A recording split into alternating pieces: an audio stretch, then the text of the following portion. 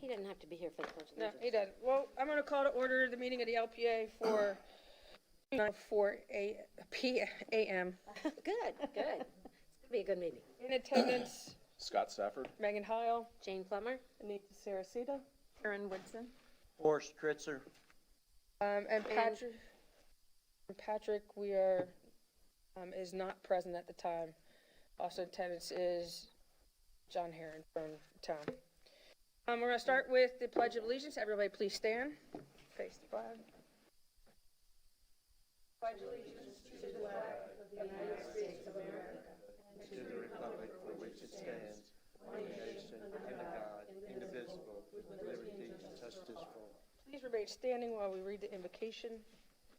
Heavenly Father, we ask that you bless us with the presence here today. Grant to us the wisdom to see all things in true perspective. Grant to us the patience to hear one another with open minds and hearts. Grant us the strength to meet all present challenges. May all that we do this day bring honor to you and credit to ourselves. Amen. Next on the agenda is the approval of last month's meeting minutes. Any changes, edits, clarifications? No. Forrest? None. Aaron? None. Anita? None. Jane? I have no changes, edits as well. Do I hear a motion to approve? I'll motion to approve the minutes as read. A second. Second by Forrest. All in favor, say aye. Aye. Minutes from last month are approved. We're now going to open the public hearings. If you are here to testify for either one of these public hearings, please stand and be sworn in by our town attorney. Everybody stand. Everybody stand is going to talk to us. Just raise your right hand. Swear to tell the truth, the whole truth, and nothing but the truth. The witnesses have been sworn. As each item public hearing is called, it would be appropriate for you all to disclose any ex parte communications you may have had with regard to the particular item that's going to be heard. Thank you. I'm going to open the public hearing for variance 202-10112, 50 Aberdeen Avenue to allow principal structure and elevated pool to encroach 10 feet into the 25-foot setback, street setback. I'm to disclose ex parte communications. Drive by. I had to drive by. Drive-by. I'm very familiar with the site. I spoke with Nathan from the Observer. I had an email from Hank Zuba, and I spoke with Councilwoman Rexanne Hossafras. Okay. Drive-by. Bye-bye. Ex parte communications have been disclosed. First up will be, is anyone here to speak on behalf of the applicant? Floor. You have a video. Yeah. Have a presentation? Maybe watching. Hello. Hello. Might be working on it. There we go. Thank you.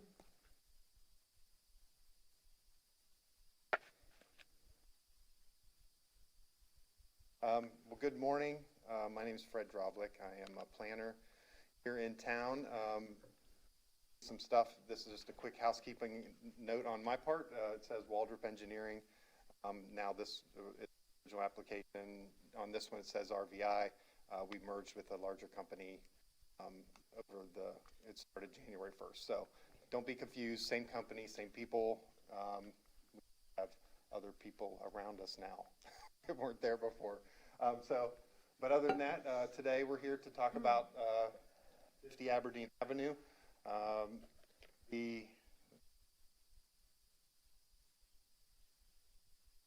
I'm here representing Ken and Candace Kochnor, that are the owner and the applicant, and then I'm just the planner that's representative for them. The location is on Estero Boulevard, south side on the Gulf side. It's about 3.5 miles from. Sorry. It's for Forrest and Anita. Oh, okay. I didn't know what that meant. Here and there. Sign language. Or it's not loading on the computer. My apologies, sir. Oh, that's okay. About 3.5 miles south of the bridge, and just a little less than halfway towards St. Carlos big thing was passed. It is at the corner lot, southwest corner, I guess how we say it, southwest corner of Aberdeen and Arrow Boulevard. Surrounding the property are rentals on both sides. Call that north and south along Estero Boulevard, and across the street is two rentals, both on Aberdeen, and then it looks like just single-family houses that don't have an official rental license or anything, are the other two across the street. So this is similar. The only thing different about this piece of property is that there are two separate units on this piece of property as compared to the other in the area. There is a 760-foot cottage on there that operates as a separate rental, and there is a single-family house that is the larger main house that is closer to the Gulf. So there are two units on the piece of property. Property is about 0.34 acres, 15,000 square feet. The two units on there, and the future land use category is low density, so this is a non-conforming legal use with the two units on there. Just barely exceeds the density, but it does exceed the density of 4 units per acre. It's zoned single-family residential, and then environmentally critical along the beach. The single-family house were registered as weekly rentals, and it looks like the renewal's up now, and it'll be paid since 2018. The primary frontage obviously is on Estero Boulevard, with the cottage there right on Estero Boulevard, and we'll look at that. And then the secondary or local access is Aberdeen Avenue, that serves as the access for Beach Access 14. There's 2 parking places there, and it looks like a couple handicap parking spaces. So I think it's 4 spaces total for Beach Access number 14. Yeah, and I have a little bit of close-up pictures on that. This isn't the site plan, but this is the survey. I put that up there just to show exactly where the current house is set. So some of the circles, the main house that's closest to the Gulf and lowest on that picture, the decking on the outside sits about just over 10 feet from the current property line, and the house sits in between 15 and 16. It varies. So the main house is at just about, we can say on average, a 15-foot setback. The cottage up on Estero Boulevard is a little bit closer. Their main house sits just over 13 feet away from Aberdeen, and anywhere from a half foot to 1 foot from the right-of-way of Estero Boulevard. So it's right up there, and obviously when you drive by and see the pictures where the sidewalk is, it's against the cocoa plums that are in front of the cottage. The variance request today then is to allow for a 10-foot encroachment into the right-of-way of Aberdeen Avenue. So right now, as the way the code reads, there's not a designation for a secondary or primary, different setbacks. Setbacks for a street setback, as you know, is 25 feet on both, so that would require any new development. Anything that would trigger new development or a completely new site plan would require 25 feet on both sides. And so we're asking for 10 feet of relief on that to more or less have a redevelopment plan that would match with the current setbacks of the existing structures, but obviously then eliminate one with the Estero setback requirement of 20. We are only asking for the relief from Aberdeen Avenue, not have anything to do with the Estero Boulevard setback. If this would be redeveloped, it would meet that, and we're not asking for a variance from Estero Boulevard. It's just the one variance. This is the proposed redevelopment site plan. I mean, we don't have this in for site plan now. This is just working with Potter Homes, what could potentially go in there, adhering to the setbacks, and then asking for the 10-foot deviation. This shows a 15-foot setback on Aberdeen and a 25-foot setback on Estero Boulevard. So we intend to maintain would intend to maintain all the other LDC requirements, including the 10-foot setback on the south side, abutting the single-family house to the south. The quick picture to just get you a little bit oriented. It sounds like you're pretty familiar, but for everybody here, we'll just go through this real quick. The blue cottage is up on the front. You can see that's a half foot to 1 foot setback. A few shrubs there. 13-foot setback on the blue house up front, and then the variance area. You can see the blue house in the back. That is Aberdeen looking towards the Gulf and Estero looking south. This is Estero looking north.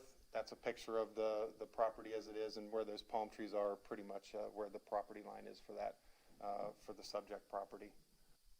This is looking straight down Aberdeen. If I said I'd use Google, I mean, I was there on site, didn't take pictures. The pictures I took I didn't like, so I had to use Google. Change color.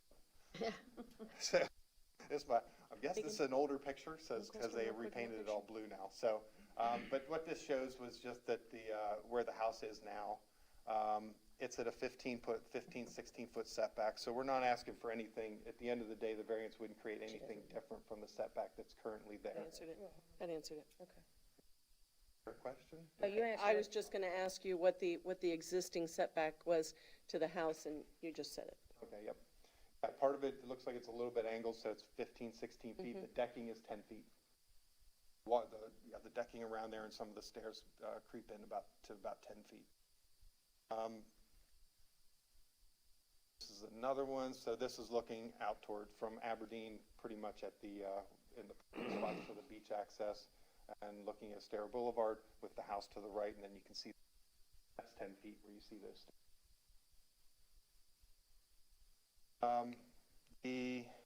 And there's a little closer one. So that shows you right from the handicap parking spots and the. So you're all very familiar with this town. I know you know it really well, but I'll briefly walk through just the Ldc history subject. So, of course, this was incorporated in '95. Lee County regulations were there until 2003 when they were changed. Lee County regulations established street setbacks for corner lots. The structure abutting a local street, which in this case would be Aberdeen, and a street of a higher classification, like a major arterial, like Estero Boulevard, was allowed to have a different setback. So there was 15 feet for the local street and 25 feet for the main street. Obviously, this cottage was built in the 50s, so setbacks were not adhered to by the cottages, so are close to the Estero Boulevard. Myers Beach regulations amended that, and it went through a series of different things, but the 15 foot street setback for the corner lots was the language was changed, and it ended up being a 20-foot setback. And one of the pieces of property across the street actually looks like it was built to the 20 feet, so it was interim. And then today the code looks like it doesn't clearly define or allowance for a corner lot or a primary and secondary frontage, or local street and one of a higher classification. So it doesn't have that kind of language anymore. So it's just a flat 25 feet if you're on a street. Since incorporation, Fort Myers Beach has eliminated a 15-foot street setback for a corner lot for a local street frontage, and increased the general setbacks from 20 to 25 feet. Where we are today, asking for the 10 back to go back, rebuild where the current houses are. Part of the justification, back up real quick here, because I did this a little bit and I forgot to mention it while I was on there. A little harder to see in yellow. I don't like the way that came out, but the setbacks in just that immediate local area, and I could have expanded this probably farther, but I just did the houses that were abutting, figuring, okay, what's the compatibility and consistency, at least with that neighborhood? It's going to look weird. If everybody else was set back to 25 feet, I think it would probably feel pretty inappropriate. But in this case, directly across the street is the only one that was built to a 20-foot setback off Aberdeen, but it looks like they actually built, some of the property lines are a little off, but I tried to look at as close as I could on different aerials and things, and it looks like that house built almost to the south. Their other property lines, so almost no setback. So, do you know when that house was built? Was it built under old code or new code? No, I don't, and I knew when I was coming in this, I'm looking at it going, I should have known that. It's a good question. If it's under old code, then it's old code, and we're dealing with new code today. If I may, to briefly interrupt the presenter as well as to remind us, what is around the neighborhood is absolutely irrelevant for purposes of this application. This variance, I respectfully request future presentations by this presenter, as well as the general public, we've had this issue come up on a number of occasions. In fact, most recently yesterday with an item with a variance application that the council considered, where the applicant was saying, well, look what has happened to all these other properties, and that's not one of the criteria in the code. So you have to review each property application and the criteria applied to it, not what happened to the adjacent properties or other variances that may have been given. As to the chair's point, we don't even know when this may have been approved and if it complied with the code or it was issued a variance at that point in time or not. So purposes of your the application before you and your consideration, it's how does this particular piece of property meet the requirements of the code for the granting of the requested variance? Acknowledged, I got it. I mean, I know that. I know you guys know I know that. Yeah, okay. So in the justifications, when I go over the variance criteria, I did not mention the piece of property. In my review of just and other areas that I look at as planning, I'm used to looking at compatibility and consistency. Get that to his point, that is exactly correct. So the frontage, so the justification in this frontage is it's an unusual configuration. Aberdeen Avenue is not necessarily a through street. It is just but it's a beach access, so it doesn't have a through street. So it operates a little bit differently from a traffic standpoint. It is a parcel currently has 2 units that can remain in perpetuity, and of course they're rentals and they rent really well. So there's that piece of just there's not much of an incentive to take one of the units away. But a redevelopment of a really nice single family house is enough of incentive giving that up for. So the secondary cottage is on the site. Obviously, as I mentioned, it's really close to Square Boulevard. From the head of Estero Boulevard. Granting the variance doesn't make the property worse than it is now. It actually probably, to some extent, improves setbacks. Certainly improves the setbacks by eliminating the cottage. It matches the setbacks that are currently of the current house that's built, so it doesn't worsen the view shed. And then the proposed single-family house obviously would comply in every other way to the new codes, including the 10-foot setback on the south and the 25 feet on Estero Boulevard. So I'll go quickly through the variance criteria, and then I will just leave it open for you to ask questions and have discussion. So are there exceptional or extraordinary conditions? So the request allows for a new structure to be placed at an improved setbacks to the existing structures, and the same and better than the setbacks of surrounding properties. And if there would be some type of condition or something with the variance that would for the elimination of the second unit, then redevelopment or building permit, then that would be full condition. The conditions justifying the variance are not the result of actions taken by the applicant. And I'll admit right up, it doesn't fit this one exactly, right? I mean, if they didn't get the variance, there still is a 40-foot buildable area, 40 feet wide. So you can build something in 40 feet. I get that. The part that is not the result of the actions of the applicant is that the current setbacks are there. The houses are there now. They can stay there as long as we want. So to provide that extra 10 feet, side yard from 7.5 to 10 feet, that was a code change. Honestly, just provides that little bit of flexibility in a design that makes it worth eliminating another unit and getting rid of that and forward on this piece of property. And could you just say what you just said again? Tell me what you mean about the 7.5 to 10 feet. Can you just tell me that again? When the general setbacks in this area for the side yards side yard setbacks were 7.5 feet for a number of years. Now they're increased to 10. We're not asking for a variance from that. Setback against the property to the south would. Oh, okay. Confused me for a Oh, second. sorry about that. That's all right, go Sometimes I ahead. talk too quick, go around in a circle. Doing a good job. Variance criteria C is, it's a minimum variance. So, and the way we looked at that was that the current houses are set at the 15 feet. So, When were the current houses built, so we can get on the a, 50s. in the fifties, so we get a relative idea when you say, you know, these houses are here, well, they've been here for They've been- 60 years, have. but Returning at some point. yeah, go on, I'm sorry, I just wanted to make sure everyone here understood it. Yeah, they're This is 60-year-old code we're dealing with. They are. Not be interest to the neighborhood. That was the part where I do look at the surrounding property. So that's when I get into the discussion. That's what I look at when is it interest to the neighborhood? Is it going to impact a neighbor in a very negative way, detriment to the public welfare? So as far as the existing neighborhood, granting this variance probably wouldn't create a lot of difference in feel or in bed or anything else. You know, it wouldn't improve it, but it wouldn't worsen it, and I felt that we could stay.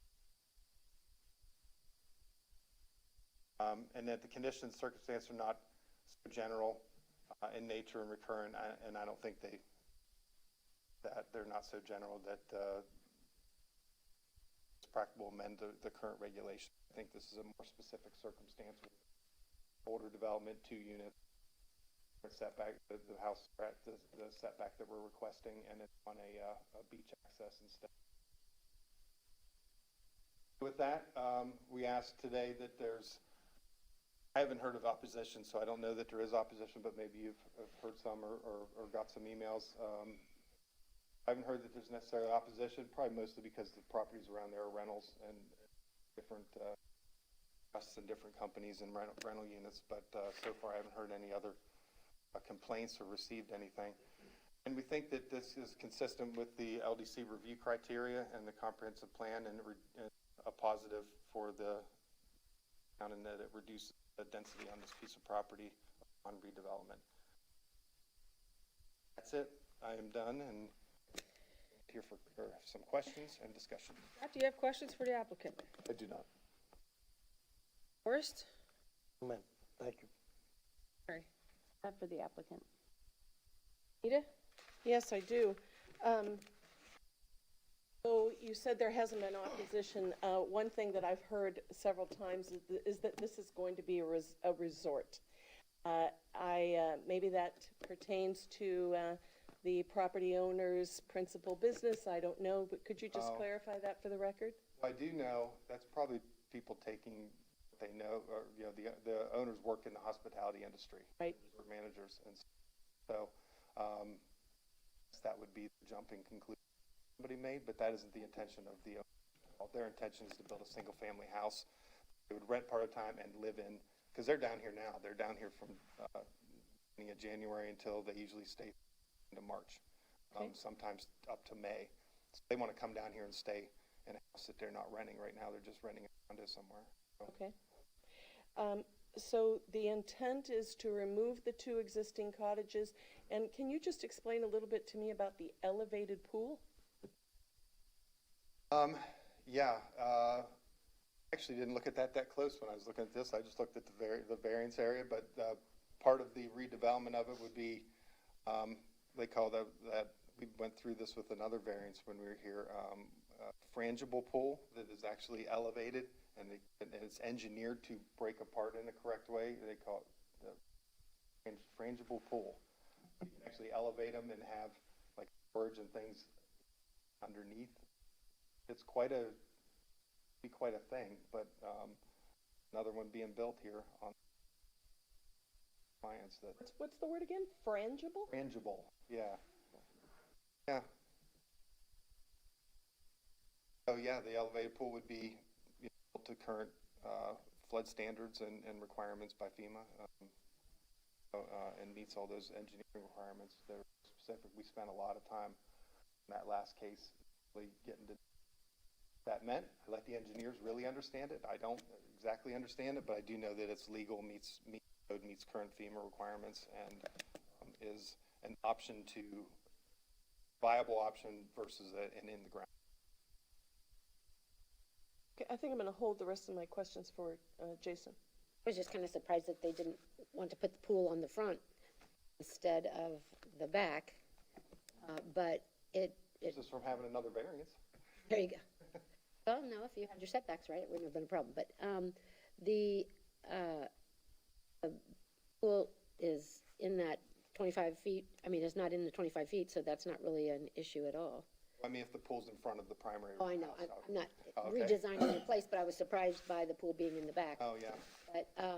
But there's 25 feet behind the pool, so What are you talking about as the back, Jane? the back is a Coast sterile, Carolina, the beach. waterfront is the beach. And a raised pool, an elevated pool has to fit within the primary structure side setbacks. It's an elevated pool The now. pool is on the beach side. Guess I'm reading it backwards then. The pool's I on was the back surprised. side. It's on the, On the beach On the side. beach beach side. Okay, okay. I looked at it backwards then. more. I don't have anything else. We have 5 variance criteria that have to be met in order for us to grant a variance here. And I'm still struggling with your answer to some of these. One, whether the actions are the result of the applicant. You are leveling a lot. You are making it absolutely clear and building from the ground up. So how do you say that it's not your action when you are designing a building that's going into our side setbacks on a clean lot? Wouldn't that be an action, your action that is causing the need for this variance? Yeah, and the tough part about variances, as you guys know, because the tough part, I think, about your job as a volunteer board and a recommending board is that very rarely do I find where a variance can dig into every aspect of the piece of those criteria that they would 100% fit. I think this is one of those cases where it is a little bit gray in that area. I do get it. I don't.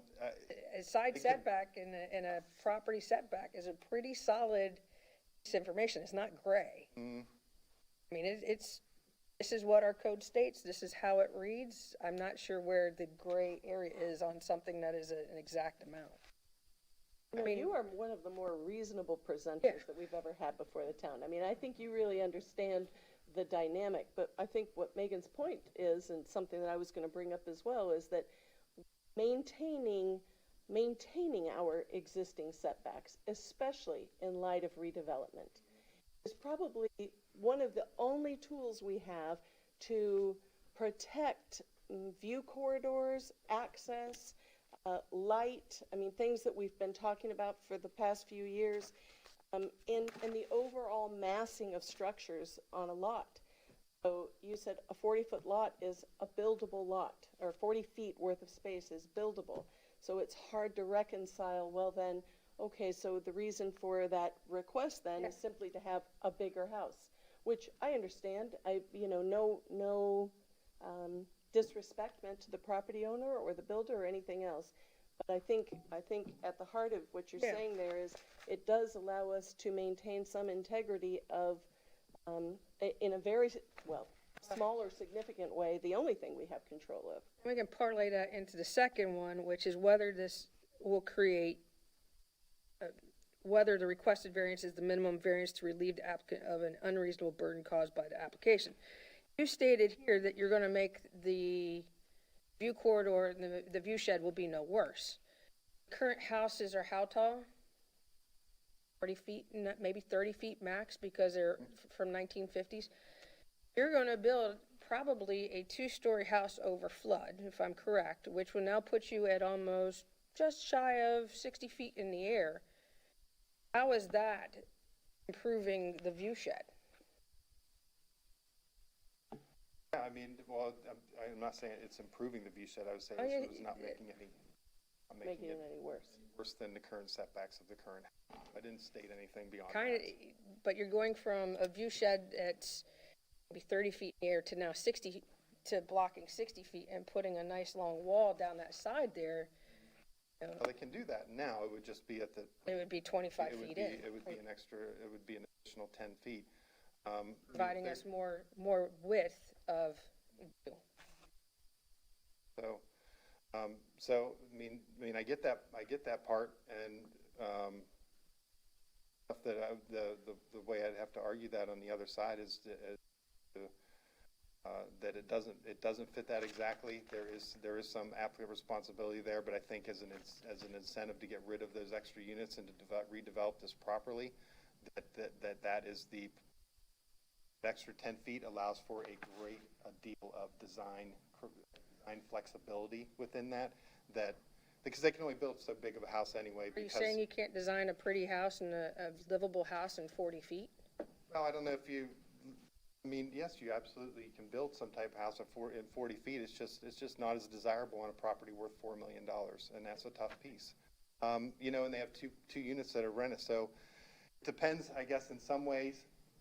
We say that it fits that criteria and doesn't make the view shed worse. I think you could legally say that it doesn't. It's not injurious, and it's not the applicant is not choosing. They're actually just meeting the current setbacks of the existing houses. And in that way, the greater good is elimination of those two units, which may be there for a long time, and the view shed of Estera Boulevard will improve that way because of the elimination of that second unit. Without this incentive, it's going to be tough. He could use a disaster build back and maintain the side setbacks. But again, we're back to the $4 million property and not being able to build the house that you'd like on a $4 million property. If you want to maintain that side setback, that would be one way to do it. I mean, so that trying to apply two things here that aren't relative. My thing is that they do have an extraordinary situation with two streets. I mean, it is difficult. I mean, They do have a water lot in a lot of places.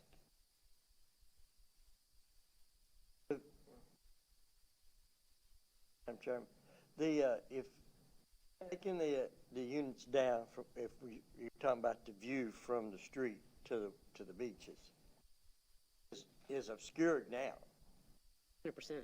100%, that house. If they build a house in that area higher, hopefully you'll be able to see more of the beach. You'll be able to see through. Not with a frangible pool. With a pool and not that high. Any not more on- but questions not for on- the applicant? But not on Aberdeen. He's correct about Estero, but on Aberdeen, you're gonna have less of a view. Any more questions for the applicant? I don't Well, think I open know, up for so. discussion so that we can have the town present their case. And any more questions for the applicant? Oh, thank you, Brett. Thank you. And we'll have some more, we'll open up for discussion. I'm going to turn into a popsicle. Any way we can turn the heat up in here? Not the heat, just. Can we turn the heat Turn up? it down, turn it up. We're getting ready to. Turn off the air conditioner. Heat. Chilly. Okay. Blankets. Yes, blankets, that would be nice. There we go, yeah. Carl's gonna- Hello, members, Carl Bench, Community Development. Again, we're here to talk about variance 2021-0112, and that's to allow a principal structure and an elevated pool to encroach 10 feet into a 25 feet street setback on 50 Aberdeen Avenue. Property information, applicants bought the property in 2021. The principal structure was built in 1950, as we talked about the setbacks. It is residential single family. Variance request, the applicant is seeking a variance from LDC Table 34-3, which establishes street, side, and rear setbacks to allow a new principal structure with an elevated pool to encroach 10 feet into the 25 feet street setback on Aberdeen Avenue. Just shot at the existing conditions as the previous previewer showed. His a little bit more detailed. Here's the proposed site plan with the building 10 feet from the Aberdeen setback. Again, the variance is from 34-3. Yes, it stopped. Staff's findings Right and under the recommendations. thing, too. Staff's findings can be found on page 3 and 4 of the staff report, and recommendations can be found on page 4 of the staff report. If you guys have any questions, I'd be happy to answer them. Carl, I have a question. Is there any implication of the environmentally critical zone, any implication of that on this property for it was just kind of mentioned, but there didn't. So that's what they're built up to on the beach side is the triple CL line. Okay, so that's, we're not even talking about that subject No, at all. that's fine, yeah. Okay. And, let me just see. So, you know, I'm a very visual person, and I've probably said this many times sitting up here in different ways, but it would be, especially with technology the way it is right now, to Forrest's point earlier, it would be really great if there was a way to see kind of like a 3D layover of here's how it is, here's what they're asking for, just so you have that visualization, because, you know, the lines are all great, and I'm super familiar with this property, so I can imagine it, but just as something to think about in your future endeavors. It would be awesome. Brett, did you hear that? Because that would be great for your people to do too. Well, that's fantastic. That's because it goes, now it could also harm you because, you know, the visual aid could be worse than the line, but the reality of it, I think about that North Estero project. I think that vote probably would have been different had people been able to see what it was going to be. Anyhow, is there a, are you laughing, Scott? You know I'm right. Oh, I know you're right. Is there, no, never mind. Why don't we let him finish and we'll Oh, fire oh, away at him. Are you done? Yeah. That was it. Our Asked recommendations. if there was any um, questions. Oh, That was yeah, quick. so yeah, that was quick. short and to the point, sorry. My only thing is that they are reducing from 2 rental units to 1 rental unit, and I think that is, you know, a big advantage to look at for consideration anyway. Like it's going to reduce the number of cars going from 2 units to a very big house with 6 bedrooms types, or however many bedrooms. I think it will, well, Does it I really think ease it? removing it from Estero Boulevard will open up that path quite a bit. And I think, I mean, I do think that it is something that is not going to be common in other things that come before us, that they will have 2 things and reducing to 1. I mean, look at, we want to refer to a pre-disaster build back that. I mean, that's, down he's saying, how about, hang on a second. Any more questions for Carl? Did you consider any of the reduction to be of value? Absolutely, that's a positive. We have to stick with the fact that it's new construction, and so we're just being consistent in what we bring to you. Since it's new construction, we have to stand by the fact that, It's new construction. so that's kind of our stance. You know, it's just kind of either a plus or a minus, but. Do you have any questions for Carl? No, I don't. That was my question, if they considered that. And I do have a question. Okay. On all the packet that we got on G, it says future land use category. It has commercial resort with a check mark, red check mark.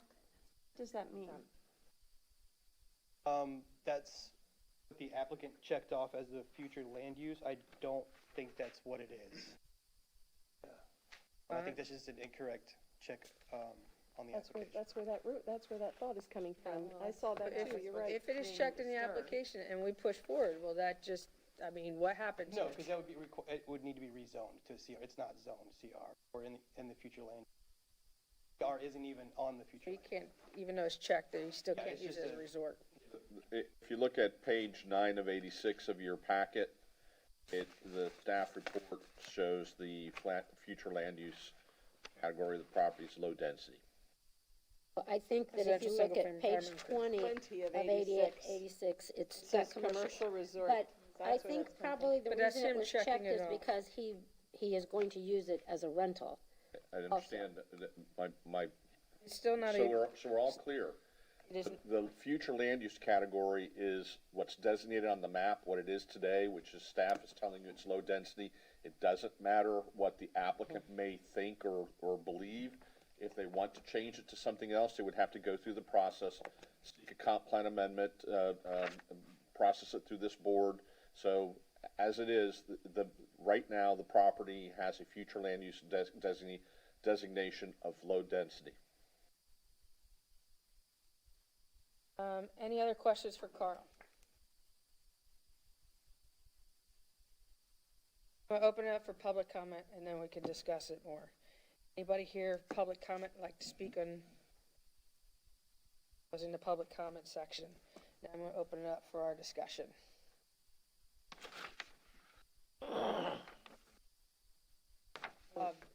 I'll start.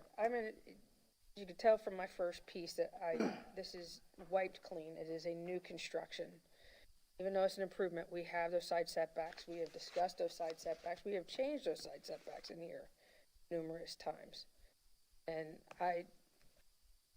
this was an improvement to a current property, reconstruction, something of that sort. But this is new development, which they could design something to fit in that lot that's meaningful and fits to what's going on there.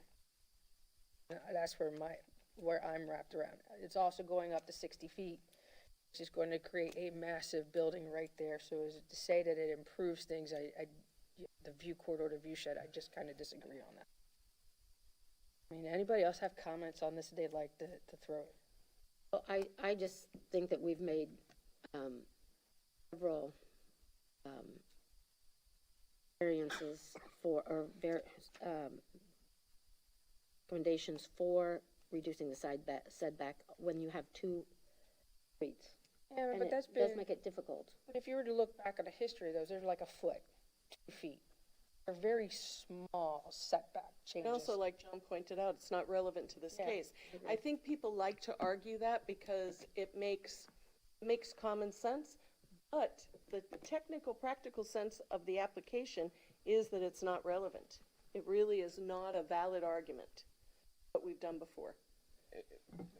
More, I guess, part and parcel of that, and I appreciate that comment, is keep in mind that under the law and under our code, you have to maintain your review and your analysis to the criteria that's in the code, that's in the staff report.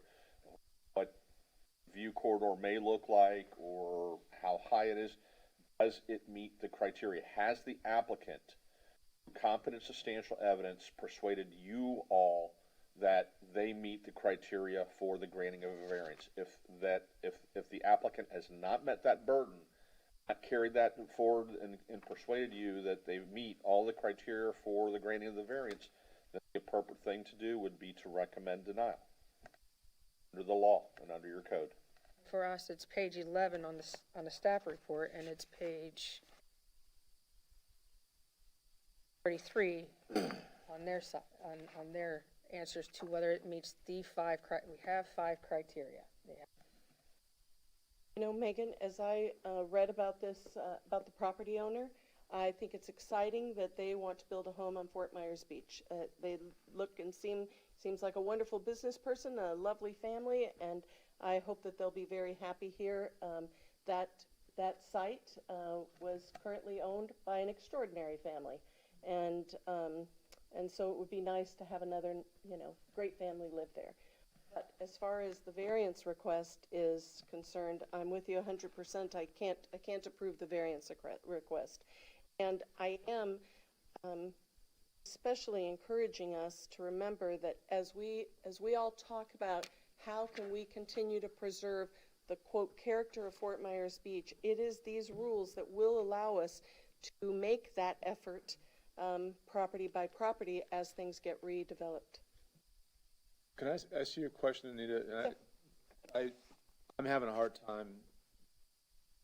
I agree with you, but I'm looking at this as a trade-off for the lower density, and that's always one of the things we strive for here. I'm really struggling with, well, that's a good trade-off when we're losing density. Understand your point that there's probably gonna be 6 cars. It's a 6-bedroom house, so. I think you really look change at density. what Megan's talking about is the intensity of the use. Will the intensity increase? I think you could ask anybody who lives on Palermo Circle, or even, you know how people utilize your properties. You know that. I just, Yeah.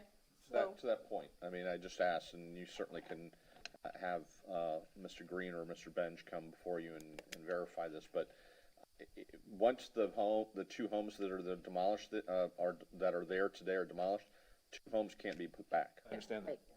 So it's not like they're It's not a trading trade-off. Okay. density. Well, Makes more sense. They could come back with a pre-disaster build back and keep them and raise them and do Assuming they don't trigger the 50%, the Correct. That would be rule, the hard thing. theoretically they could. That lot's 15. 50% in the pre-disaster build-back would be. It's not the same. Disaster build-back means that they can.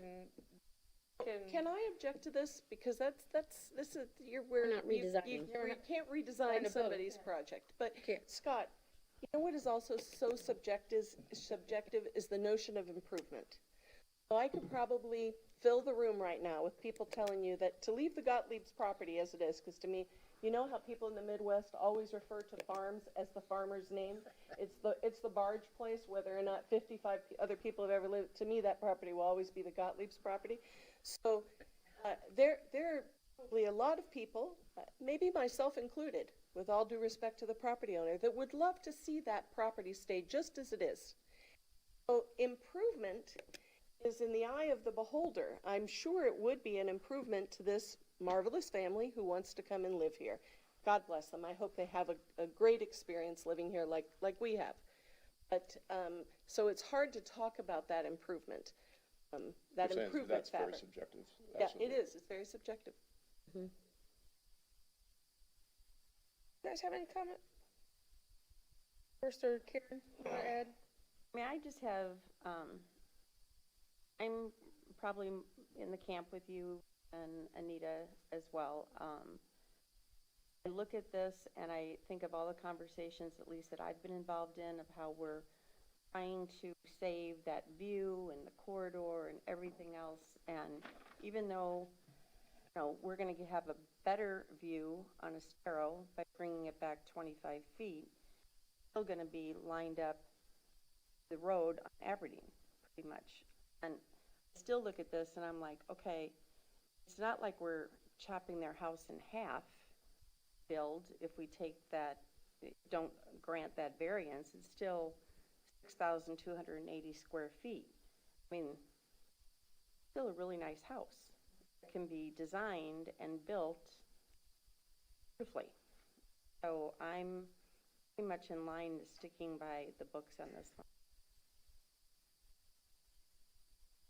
Yes, I'm the oddball because I'm for him being able to do You feel it this. meets the 5 criteria, he's answered and met the 5 criteria for a variance. Yes. You're awful quiet on this one. I already said, I think giving up and 2 units and making it 1 is reducing the density and intensity, and yes, a single-family home can still be rented to more people, but I think the removing of the building will open the corridor and be safer What if for they put up, I mean, we've, bike riders and everybody else, because it is only a foot away. But I think the 10-foot setback, I mean, on the one side is good, and then because it has been there and they, you know, it is I just think with 2 streets that there should be some other ways to look at it, and so that's the way I look at it. I'm Chairman, the look for positives in this, as Anita did with the culture and what have you, but a positive aspect, if you've been, and we've all traveled through there, and some of you might ride bicycles there, I can see that house setback from the sterile, that house being removed there as a plus for the community for a safety reason, if for no other. If we're looking at, if you're trying to find a reason, the reason to me would be, I mean, that's a great, get that thing off the sidewalk. the argument could Let also be me play made, devil's advocate. They say that you don't give them this variance, they're gonna leave it as is. Do you actually believe that? that house is dangerous. No, I'm saying No, that they're. I'm saying that the access to the sidewalk to the street right now But I understand is that. not a good situation. And if we I- can remove that house, and they can build a nicer home back in there and open up that corridor for Estero Boulevard, that would be a plus to us. I understand that, but my question is, it seems like the applicant's saying, if we don't get this, we're gonna leave it as is. Believe that? Hard for To us be to harmful. make that decision. I think they're gonna build a house anyways. Doesn't I mean, matter. Yeah, We can't really I- base it on that, but I hate to sound like a broken record. I know, It I, comes Okay, down to and our I five appreciate Ms. Kritzer's comments, but closeness to the street and safety is not a criteria for the granting of a variance under our regulations. And to, frankly, actually, the courts of Florida say that to go outside the criteria that are specified is a voidable act. So my question again is, do my you feel direction to you all as your attorney is that if you believe the applicant has met the criteria code that's in the staff report, and through competent substantial evidence, then certainly move forward and recommend approval. But if you don't believe that the applicant has demonstrated compliance with the criteria in the code, not other considerations, then the appropriate thing would be to recommend denial. the question at hand is, did they meet these 5 criteria? I'd like to make a motion to deny the request for the variance. Is that enough for the motion, or do you want me to include the You can findings and include that conclusions? based upon the staff report and that the applicant has not Okay. met their burden. So my motion is to deny the request based upon the staff report. The applicant has not met the criteria set forth in LDC 3487, period. Second it. The vote all in favor of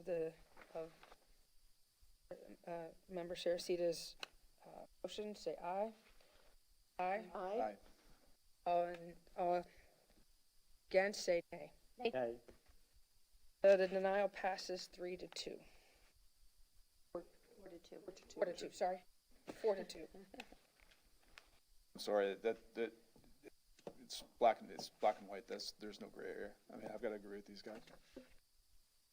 But thank you for your presentation. I look forward to meeting these people when they move here. Hate doing it, but. Yes, just reading about them, I suspect they are. All right. I'm gonna open up the public hearing for variance 202-10102 to allow a pull forward of the principal structure and within the street setbacks. Approve of conditions or deny variance 202-10102 5503 Estero Boulevard to allow an accessory structure pool to be forward of the principal structure along Estero Boulevard right of way. We have anyone from the applicant? State your name for the record. Morning, everyone. My name is Daniel Clarkson. I'm a 50% owner of the subject property, and I'm very glad I can speak in front of you this morning. To my understanding, Setback, as of a couple days ago, actually the 6th of January, on Estero Boulevard and Dakota have been met. The only variance I'm applying for, actually I was in communication with Shelley Johnson, who is my consultant on in this case, and Ronnie from Tropical Pools, who would be building the pool, is to apply for a variance to go forward to place the pool in the front yard. So in order to be on the same page, I'm not sure if we all have the same plans. Unfortunately, I did not have such a great presentation than my applicant before me. But as of the latest plan I have in my hands, and hopefully you do. I need to pause you for a second because I forgot ex parte communication. Sorry, we have to Okay. disclose if we saw your property, know anything about your property, we have to disclose or looked anywhere before we can. It's okay. Do you have any ex parte communication? I'm familiar with the property, drive by it all the time. I'm so sorry about that. Drive by. Bye-bye. Yes, I went by it yesterday. Bye-bye. I did a drive-by and I looked the property up on Zillow and also Lpa as well. Continue. I apologize for that. Don't worry, it's all good. So, according to the updated plans I received on the 6th of January, by putting the pool 1.3 feet closer towards the Estero side, front side of the building, we are meeting the 25-foot setback from Estero. which is indicated, I don't know, and it's a red line.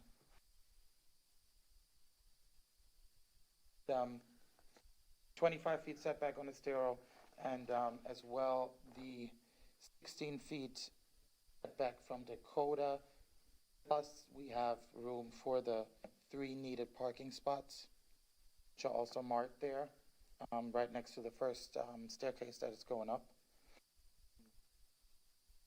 Therefore, only variance, but as to my knowledge this morning, we're applying to is to place the pool in the front yard. And the reason for that is simply there's no other spot to put it. First of all, we have a pretty much similar property on Dakota right behind us. It's a rectangle building just as mine. I believe it's a duplex. It was recently remodeled. It has the pool at the same spot. Put the Need to property layout from this one over keep it mine. on this house. Okay. Thank you. And we bought it pretty much a year ago in February 2021, and it was in a very bad condition. It was meant to be graded, new floor, new paint. Obviously, the outside will have another permit application in there right now to repair the decking, put new composite material on it. We've used very higher class material, tiles, very expensive LVP flooring. Once all the renovation is done, we are putting very nice furniture in it, and are wanting to sell it to another future happy owner. And in order to achieve a comparable value to other properties on this island, I think a pool is very much desired by anyone coming to this island, especially not being on a canal and not being on a beachfront. So I would really like to put a pool in there, and I don't see any other place than the front yard, which is used as parking as well right now, like all over. It's all with gravel and shells, and hasn't been kept up pretty well, but we are planning on doing that. And of course, we'll fence it in as required by code, and not disturb any neighbors, since it's still going to be very secluded. I know there's a bus station right in front of Estero, excuse me, and we'll plant bigger trees and bigger bushes, so there will be a separation noise-wise and visually as well.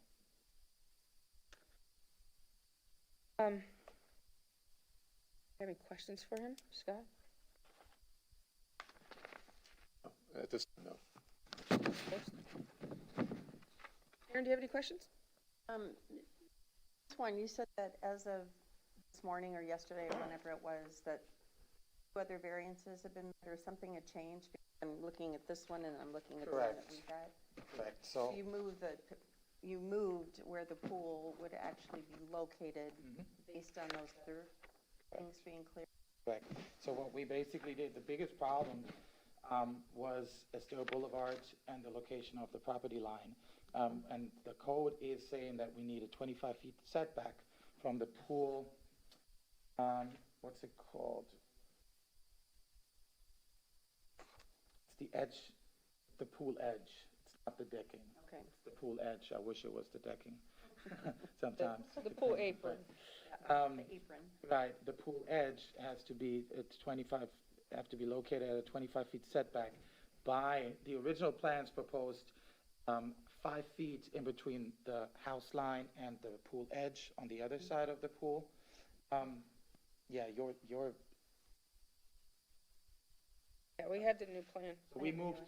we moved in order to still have the necessary parking lots plus the necessary setback on Dakota.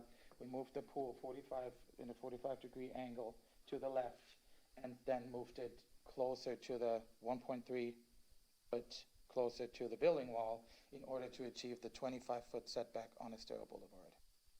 I'm still seeing a 21.13 setback. Going to the edge of the sidewalk.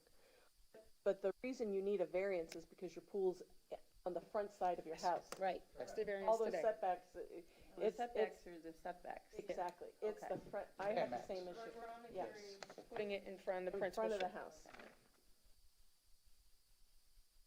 Any more? Anita, do you have any questions? I really don't have any question. I'm sorry for that confusion. I just, No, with no, all no, it that talk, wasn't and I just confusing. wanted to make clear that Anita's done. I believe these requirements are all met. Yes, those they two, are. And Yeah, Now it's I'm here just for the the- fact that your house is in the front. I mean, that Correct. the pool is in the front. Yep. correct. We've put a lot of TLC in it and quite some money as well, so we would love to finish that project with a nice pool, so future owners and future guests, because it is a fourplex, so obviously. it Whoa, will- whoa, whoa, whoa, whoa. That's not my question. You said a fourplex, because you said a 3-unit. That was, no, I didn't say 10 3 minutes, units. 10 minutes ago, it was a 3-unit, and you had the 3 parking spaces for it, and now you just said a fourplex. You have 4 parking spaces or 3 parking spaces? It is a fourplex, and to my knowledge, there are 3 parking spaces required. That's what I, Then where's the 4th unit park? they come by Uber. That was a good answer. There is, well, I'm not 100% familiar. There is enough space, more than enough space, in my opinion, to put, And there's more a, than enough parking spots. there needs to be 4 spaces on your property for the 4 units if it's a quadplex. Right. Well, Oh, the engineer put these plans together, and I assumed that 3 spots will be enough. If you have 4 units, you need 4 parking spaces to park somebody. What if four different families came in 4 different cars? Or if you got a 2-bedroom unit, you now have got 5 cars.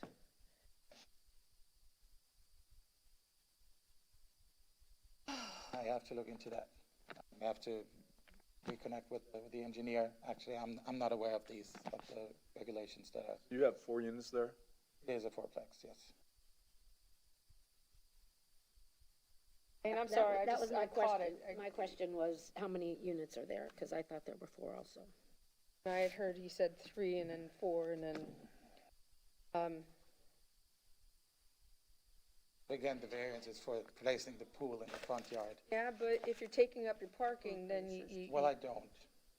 Like with this, I do not, because the whole front yard, right now, it could be divided, and I'm probably not up to code, but space-wise, it could be many, many, many more parking spots. So I'm sure we will find a solution to put a 4th parking spot there.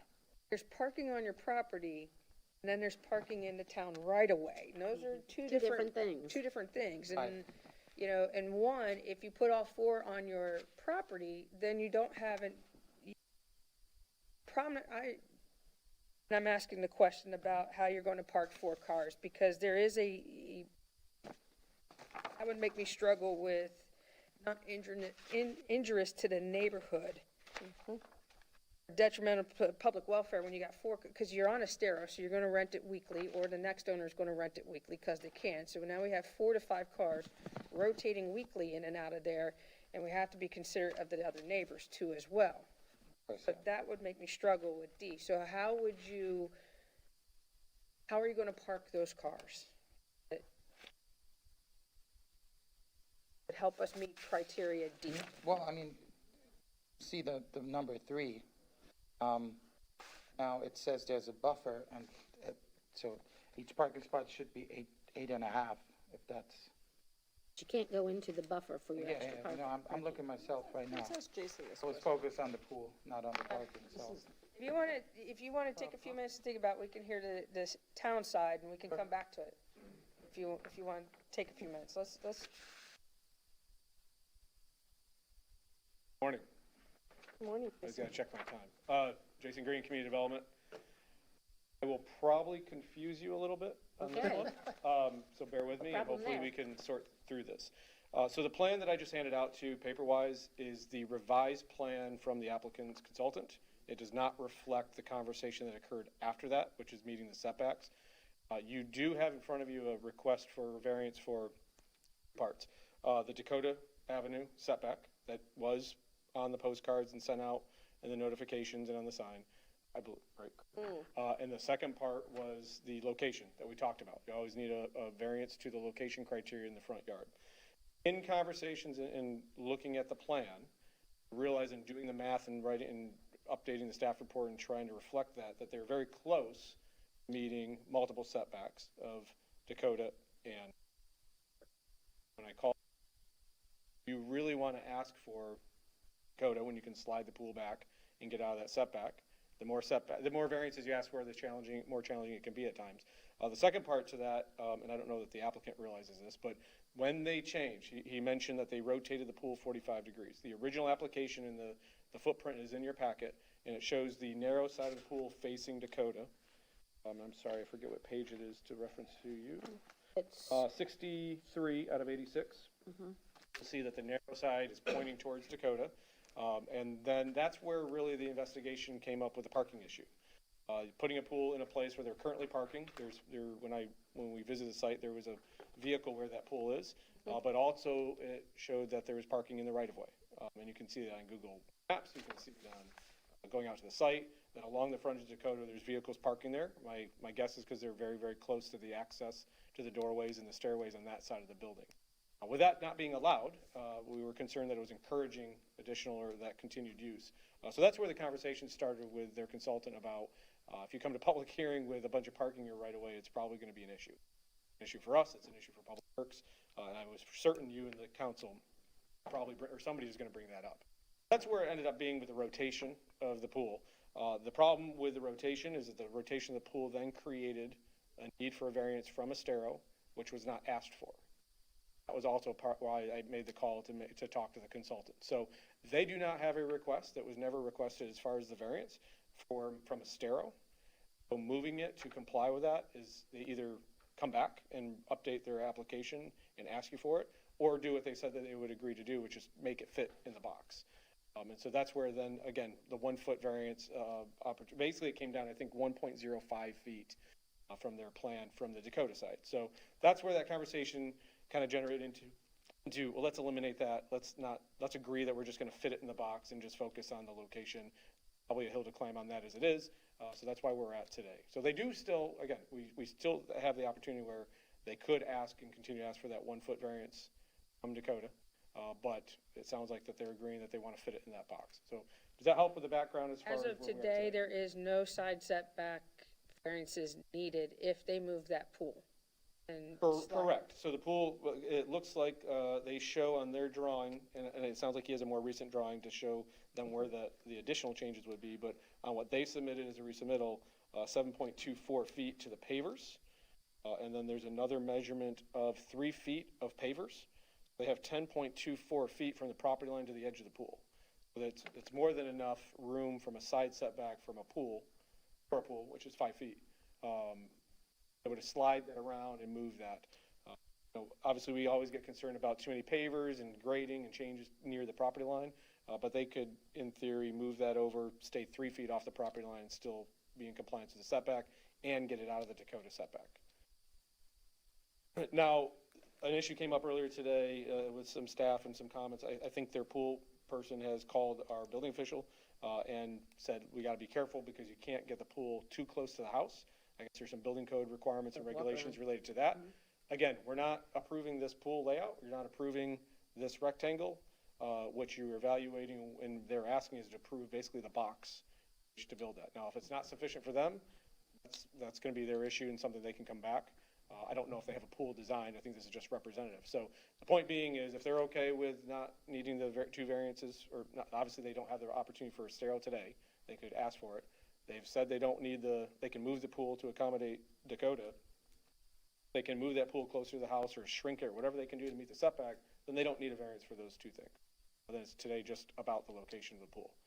It does lead us into the whole conversation about parking and that sort of thing. But I just want to kind of bring up, there was some conversation there about the changes, so I wanted to update you on that. Hopefully it helps. No, it didn't actually. Okay. It did not. It did not at all. You know, So, Jason, back to the applicant, my question to the applicant, are you still wanting to go for side setback variance, The- or is that off the It table? would be street, Dakota Street, right, street setback, Yeah, and location, location. Those are the two variants that they have applied for. okay. But they've removed the Dakota. And they've said that They've they don't, removed if they can slide it back, they don't need the Dakota, so It's that was. their officially been removed, Dakota setback. Okay. Is that clear to everyone now? They recognize they can meet it. I'm putting words in their mouth, but I believe they were saying they recognize they can meet it by doing the math. Why ask for it if you can meet it? So Jason, The Estero is a separate conversation. I don't know that they can get the pool they want and meet the Estero, but they didn't ask for the Estero setback. It's not, it's a moot point at this point. But if they haven't asked for it, we really can't hear it. Correct. So the stereo setback is, it'd have to come back. The reason I brought that up, because the statements were made that we can move the pool to meet the Estero setback. That's great, but they never asked for a Estero variance. On that on the record. Okay. let me be clear on the setback. That includes the pavers, not just to the pool edge. No, it's a pool. It's the pool edge. that's Pavers, you can put down walkways and pavers Okay. as long as you meet the impervious surface maximum.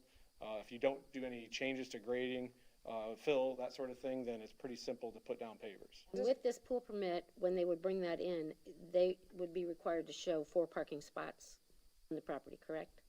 No, so it's an existing quad that I believe has been from the 50s or 60s. I have to look at the LPA dates on those. They do have, appears to be, they could stack 4 parking spaces, 2 and 2, basically over where the proposed pool is and where you can see they've marked out their parking spaces. When we were at the site, we just saw 1 vehicle in the parking and 2 in the right-of-way. Obviously, the goal is to eliminate the parking in the right-of-way. Essentially, especially, it's not even wide right-of-way. It's really right on the edge of the pavement is the parking, so that's a concern. But there's probably sufficient room for 4 parking spaces today.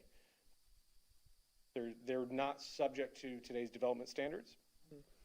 It is a consideration that we're concerned about, whether they have enough. The other consideration is the backing out, but that condition exists today. If they stack the 4 cars, if Public Works has a lot of concern. We also struggle with the buffer part, right, from a recommendation to you perspective, because the buffer is a typical condition that we've been including, but at the same time, it has a potential to create a visual nuisance from the stereo and people coming down Turning. Dakota. So that's why I included the proposed condition if it's recommended for approval. Recommended condition is to limit the height and basically apply the visibility triangle restrictions to the entire buffer along that area, regardless of whether it's in the visibility triangle or not, because the visibility triangle only measures from the intersection, center line of intersection to a stereo. It does not take into account you're sitting in the driveway and you can probably see if a car is coming to turn and backing out right into it. So Right. that's the challenge. That was the challenge, is proposed conditions are also somewhat existing conditions. We don't want to make it worse, that's for sure. What do you know this property to be? Is it Plex or 4? threeplex or a fourplex? I looked at the The town LPA rules. requirements and it says 1 base unit and 3 apartments. So by their standard, now I don't know the dates of when those became, the dates on LPA sometimes is off. I don't know when there became 3 apartments, but it is shown on there as 3 apartments and 1 unit. 4. Okay, so it is a quadplex. I have not been inside. I can't speak to whether they meet those criteria, whether there's kitchenettes and bathrooms. I have no. Jason, what my concern is about this application is I take Mr. Clarkson at his word that he is attempting to improve this property, and that's a welcome thing. However, the application's a nightmare.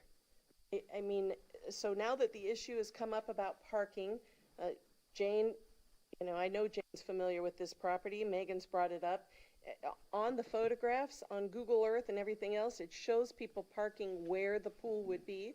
So I'm very concerned about that. I mean, it would be my inclination to ask if we don't delay this, table this, and allow the applicant and you to come back with a plan that shows us if parking is going to be removed, which clearly it will be, where the pool is going to be, will they have adequate parking for the existing units? And not to deny them, I don't want to deny it, but I'd just like to table it so that we can have a clear picture, because I personally find this a jumbled mess.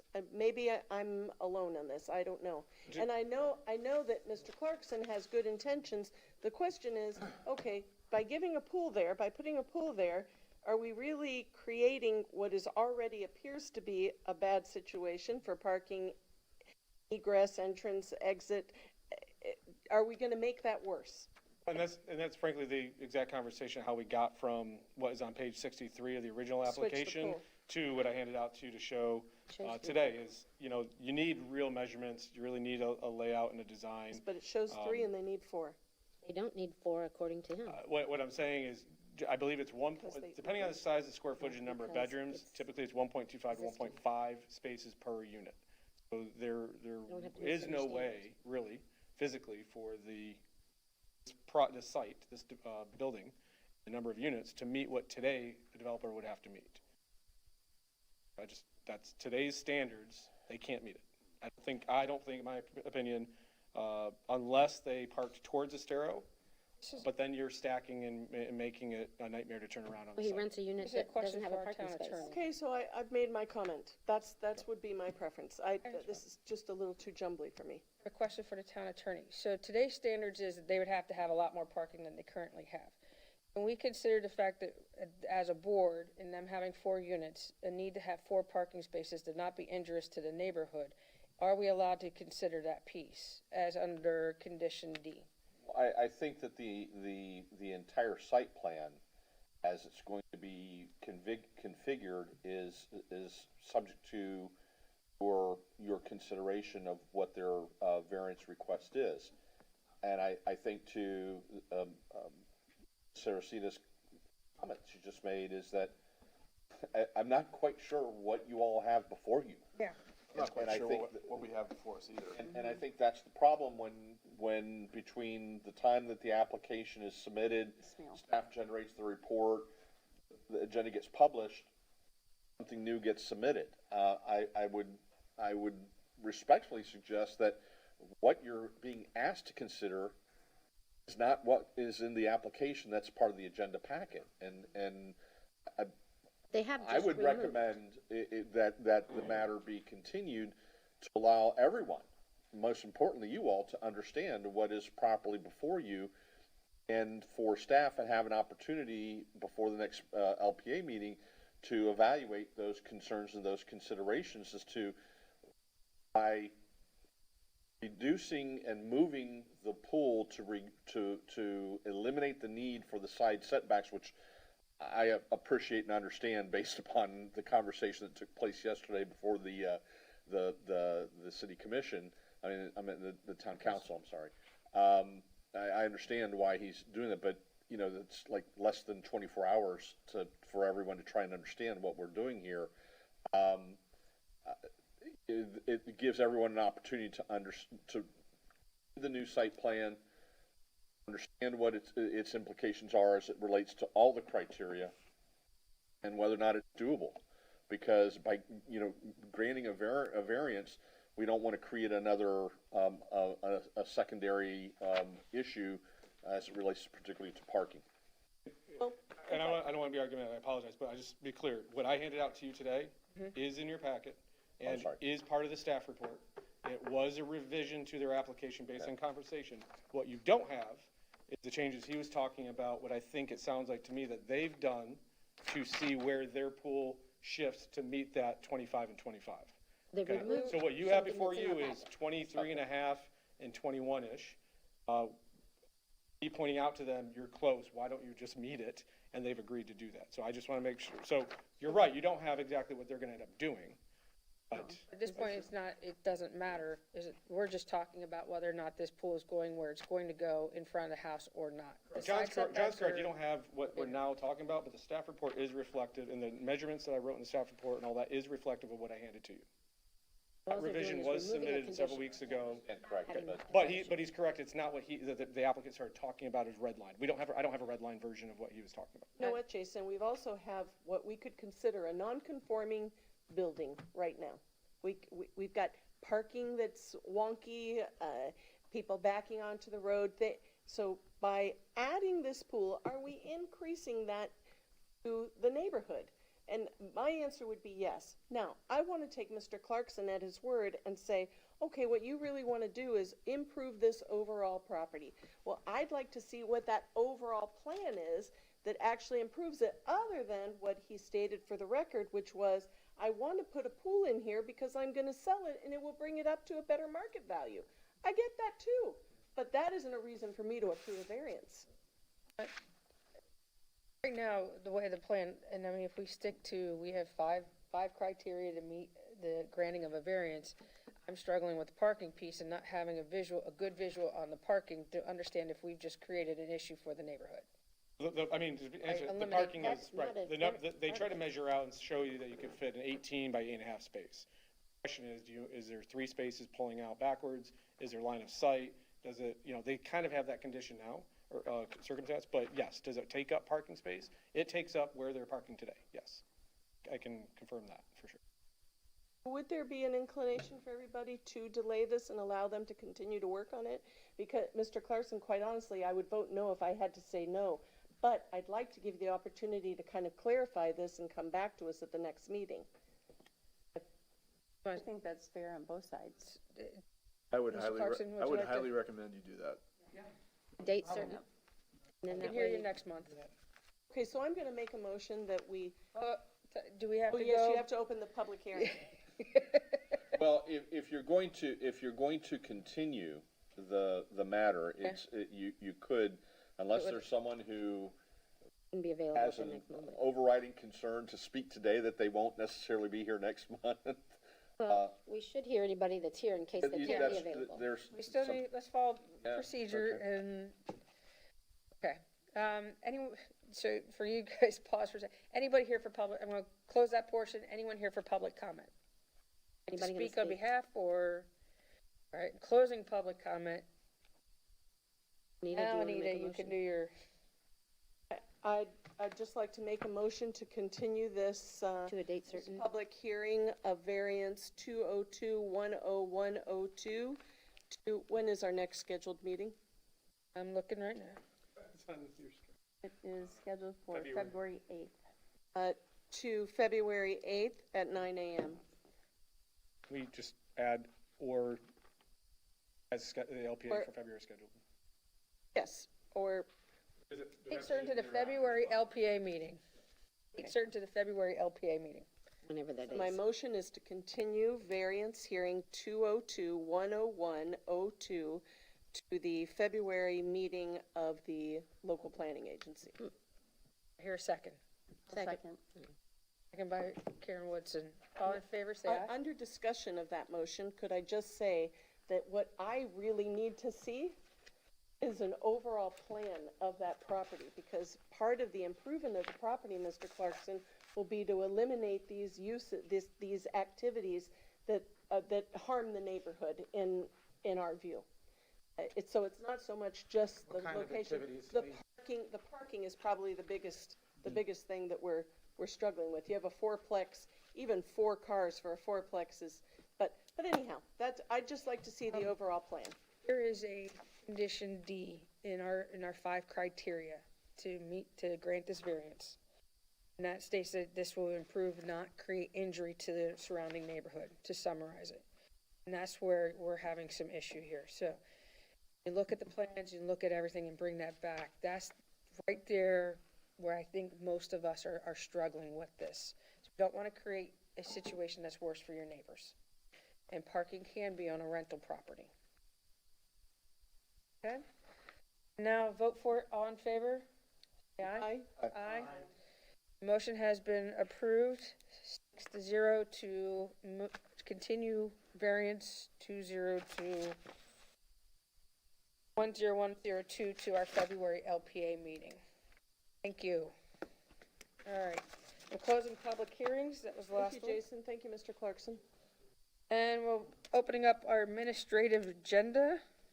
How about this? Let's take a 5-minute break.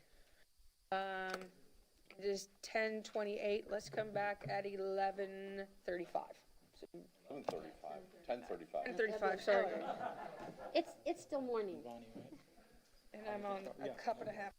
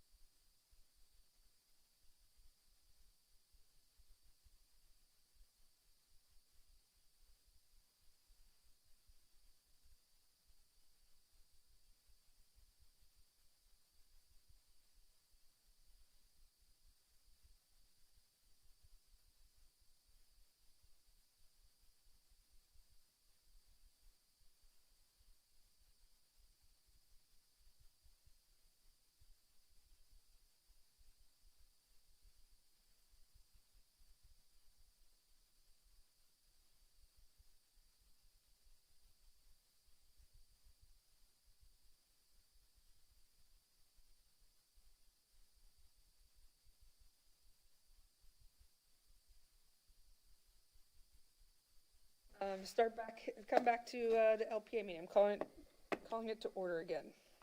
Thank you. Next up on the agenda is the administrative agenda. Historical signs. Good morning, Jason Green, Community Development. I just want to provide you with a couple samples of what is being developed. The town's logo changed a while ago, so we realized that the other things have to change, like and letterhead, but also signs that we use for the Historic Recognition Program. So these are just some fonts and some layouts that they're working on and will be moving forward with to approve and print and be ready for when we move forward, anything comes forward. So just wanted to share that with you so you saw that we are making those changes since the logo did change. Get an opinion. Yeah, do we get to vote on them? Sure, you can have an opinion.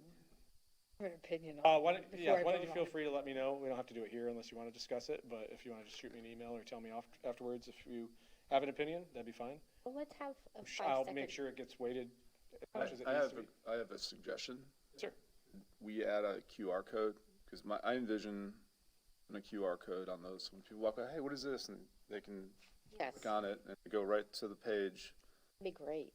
that gives a brief history about the property and about the program. And Yeah, that's maybe something that, yes, I'll ask about that. I don't know if it's something that gets incorporated with this or if it gets done separately as a separate label or tag or something, because of the fact that some of these dates get printed ahead of time. And we've handed out dates that we've had multiple 1940. Box of them back there. But at the other time, that's a maintenance of that and making sure that we have that information up and correct. But that's a good idea. Maybe something we can just add a QR code label after. we do that too. Once the application comes in, we have the information, it's all flushed out, then we can create that QR code for that property. Who does vote on this?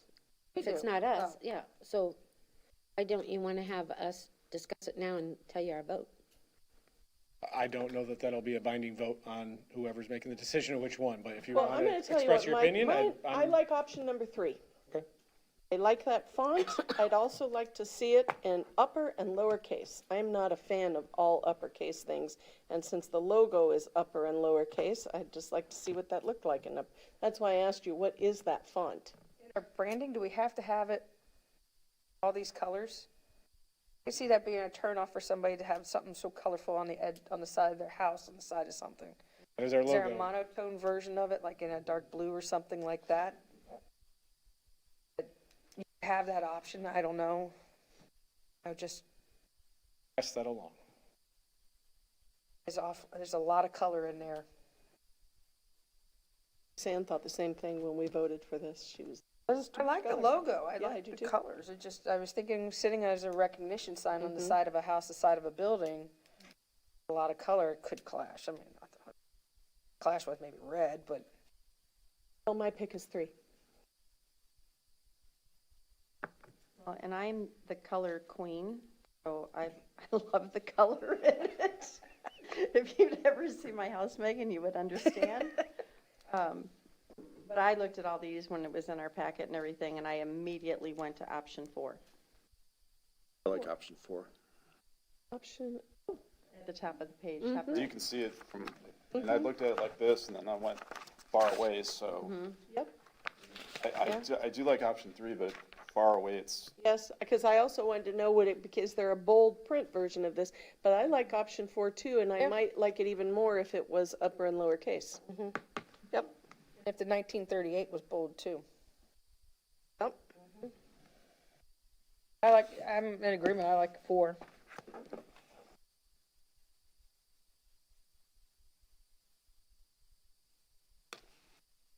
We made that clear as mud for you, didn't we? Sure. Well, it's. Plus a color version, and number 4. We weren't trying to do a design studio today, right? So I just wanted, there's been other input from other people, so I will pass that along, that there's a strong indication towards which one you like. And they may have multiple, I don't know. Right now, we're just trying to make sure that it's consistent with current branding of the community of the town. All I have. All right.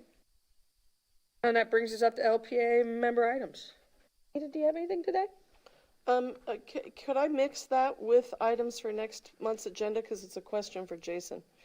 Jason, is there going, I know council is talking about workforce housing. Is that something that the LPA is going to discuss at all? Probably. I don't know if it's in the context of along with a comprehensive plan or separate from that. It probably should be both. Or it may be separate or together. I'm not. This month we're trying to figure that out. Yeah, at some point. Right. So there's been some push and conversation about creating a plan for workforce housing, and that is almost the implementation of what we haven't put yet in the comp plan.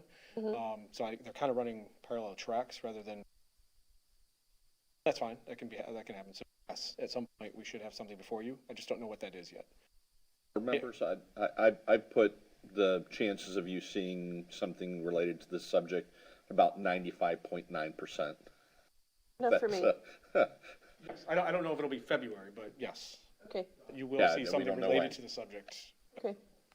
I don't have anything else. We're trying to get a M&P meeting for the council with the comprehensive plan consultant. While you're sitting there speaking with them, Drafted. what have they done? Why don't you give us an update on what have they done in a month, in a year? Well, I mean, to be fair, there was a bunch of meetings in between there, right? But they've drafted elements. So we have language that we're getting and start going through that's actual goals, objectives, and policies. So that's what the February M&P meeting will be, to show that, talk about it. It'll be handed out before that, obviously. That's the direction of the language that's actually coming out of the input. So once you have a lot of that, then you can kind of go out into the public and say, here's what it looks like, as opposed to talking in, it's a big picture as it is, but it's hard to talk to the public and to council and you about the concept of big picture when we actually got to put the words to paper at some point. That's what they've done. So working on sections of that being completed. What's generating their thought process? If they haven't met with the council, they haven't met with the... They've had multiple presentations. They've okay. heard from the council. There's been very strong indication. No meetings with the LPA? I thought they had a joint meeting with the two of you, didn't we? Sure.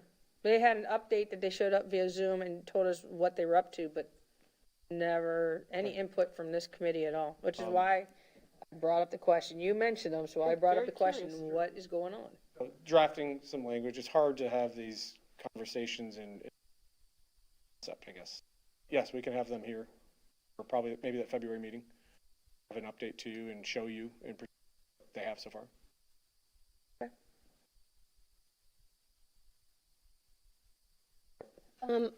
I'm just a little concerned about the number of motorized vehicles that are on the sidewalks. And I'm just wondering, is there any way to educate or do something to help those people figure out that they should not be there?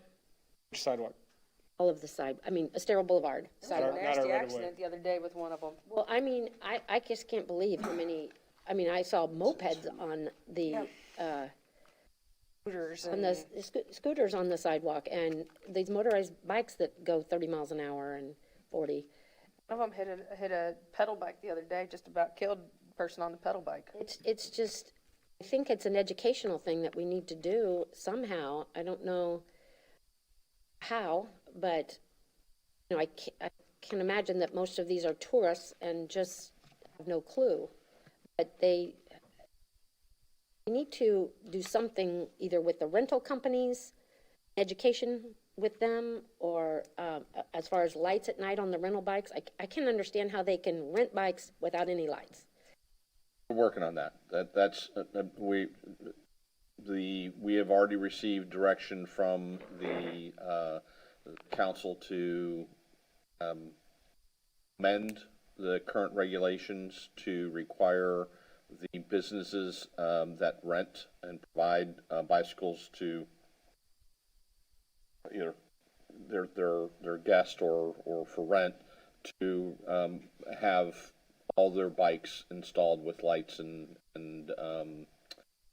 bells, which is a requirement in state law. It's actually a requirement in state law. So to that point, the not theoretically, actually, in fact, the sheriff's office has the ability to issue uniform traffic citations to anyone who is riding a bike that that between the hours of dusk and dawn who doesn't have those apparatus on them. I just think it should be part of something that people sign when they are renting something that, Like you you do know, in Key West. yeah, I mean, it just is scary. And I mean, there was a motorized one on the beachfront the other day that about ran us over, and of course, it was just, Again, we're working on it, but I would also point out that, you know, to the extent that you are so inclined, I would certainly suggest to you and each and every one of you to potentially contact your local state legislators, because this is an area of the law where the representatives in Tallahassee are almost on a yearly basis encroaching onto and removing local government's ability to regulate these types of activities. And so, you know, there's, in some regards, there's little we can do, because on a yearly basis, the legislature continues to, prohibit local governments from regulating. Are you saying that that our ban of electric bicycles on the beach and on the sidewalk is not enforceable because of the state right now? I'm not saying that. I'm saying that there are increasingly, almost on a yearly basis, there are proposals to take away that authority. And so, you know, to the extent that you view these types of regulations as home rule power enactments, the legislature in Tallahassee is ever, on a yearly basis, in an incremental basis, eroding our ability to regulate some of these activities. And I have seen on a regular basis for the last 3 or 4 years, legislation being proposed at the state level to preempt local government's ability to regulate e-bicycles, where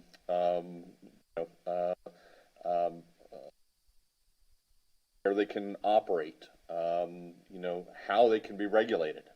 So, just saying that if it's an issue of concern, and it certainly is to the town council and to administration, you know, we on a yearly basis have those conversations with our state lobbyists. I would encourage each and every member of this community that is concerned about those types of issues to contact their local legislators to try and persuade them not to support those types of legislative proposals in Tallahassee. But in the meantime, it's currently on our books. It's currently on our books. And who enforces those regulations, especially when it's with the e-bike and regular? Certainly on Estero Boulevard and on the sidewalk, that's a county. I mean, it's a county jurisdiction, it's a county issue. We rely upon the sheriff's office for those types of enforcement issues because they do fall under the Uniform Traffic Citation power, not necessarily local government citation powers. They're, you know, every bicyclist is required to comply with the rules of the road. The state law does allow, just so you all, if you haven't heard me say this at the council meetings, and Ms. Saracita may recall this, is law does allow bicycles to be on sidewalks. yeah, but not motorized. Motorized one. Motorized vehicle. Bicycles could be on, I have no problem You know, with they're bicycles, you supposed can to stop yield those. and all the other things that go along with those rights and responsibilities. But, you know, a point I'm trying to make is I know that there are certain parts of Estero Boulevard, even with the new construction, that don't have sidewalks. I'm sorry, don't have bike lanes, and therefore I see. Yeah, I don't that's have a problem with bicycles. so. It's not the bicycles. Yeah. And have you seen the new motorized, what the heck are they called? The things you stand on. Skateboards? Yes, yes. They're very They're in zoomy. Yeah. almost every major city, and they're starting to show up here now, the razors. Hoverboards, right, yeah. Motorized razors. Amazing.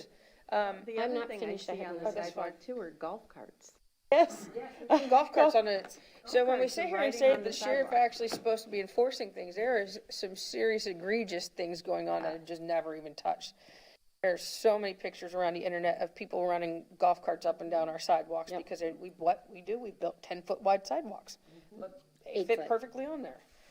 Yeah, One other thing, I don't typically walk the beach at night, but we were coming back from dinner one day and decided to walk the beach, and I was amazed at a hotel that had spotlights actually coming off of the hotel out to the beach. were like huge spotlights. Hotel? Favored in the. You can. Respond? If you prefer to do after the meeting to let. Lonnie Kai. Huge spotlights, and they have an awful lot of lighting on their frontage, which I think should, because everybody else has amber, and it was really significant. I'll pass that along to environmental. Thank you. That's it for me. No, I made my comment about the arts. First.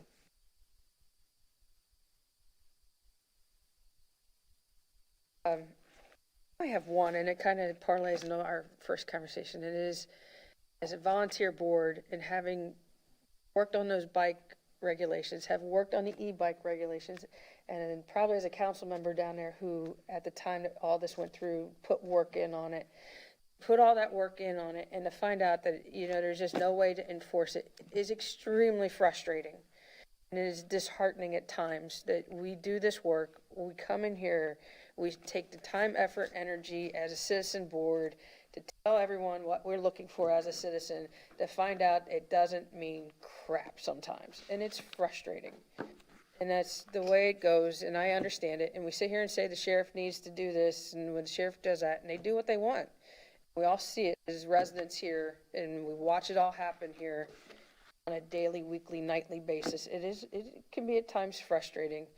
I hope whoever is listening, somewhere, someplace, someone has got to have the power to make some changes that, what we do means something. And that there is some teeth behind it. And that what we're looking for as citizens is able to be enforced. Because it just, outside of code and stuff of that sort for buildings and stuff, we really feel powerless. And to ask us to continue to work on new regulations for a bike lane, for bikes and stuff of that sort is why? I hate to Megan, be that way. Most people who are in a position to make those decisions certainly are impacted by calls, letters, emails, and we're very fortunate to have Tim Layler as the captain of the West District, and I would just encourage people to, instead of just complaining about it, that's where they need to start making the calls, and so it doesn't end up in the cycle of we tried. How far have you gone? I mean, John's comment is to talk to the legislatures. I'll leave that alone. But it isn't. They do have the authority to stop them. Well, and so that's the question is why. And I'm sure the answer is, well, we have limited resources. Well, okay. So where does that circle end? Yeah. When does somebody take ownership of it and actually do something about it? It's not us. I mean, we've done our part. And I remember sitting on the walk bike master plan and sitting in front of us, and we talked about how to make those lanes safer. And he pretty much said, if you have an issue, call us, we'll be there. Well, by the time they get there, they're gone. It's gone. We can call till we're blue in the face if there's not regular patrols. It's there and gone.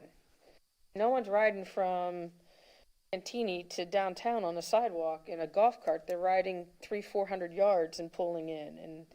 And, and we continue to do good work, and I don't want to discourage us, but at the same time, there is that piece that you want to go, who's going to take responsibility and run with this? Do something about it. That's my commentary, my comment, and my member item. John, do you have anything for us? Ma'am. Anything else from you, Jason? Next month agenda? Just dates, informing you of what the schedule plays out if it's kept to the normal schedule, those dates that are on there. We were playing around with February, but I think the changes to this room occur after that week. We should be okay. Okay. They're updating technology in here in February. I'll have to double check. I think it gets done before March 8th, but maybe the only one. I thought I heard that it was going to start with the 14th of February. That's my understanding. That's after our meeting. Okay. I think it goes, which is before the meeting. March 7th is the first council meeting. Okay. All right. Anything else before we adjourn? Hear a motion to adjourn this meeting. Motion to adjourn. Move. Second, Second. all in favor, say aye. Aye. We are adjourned at 11:02.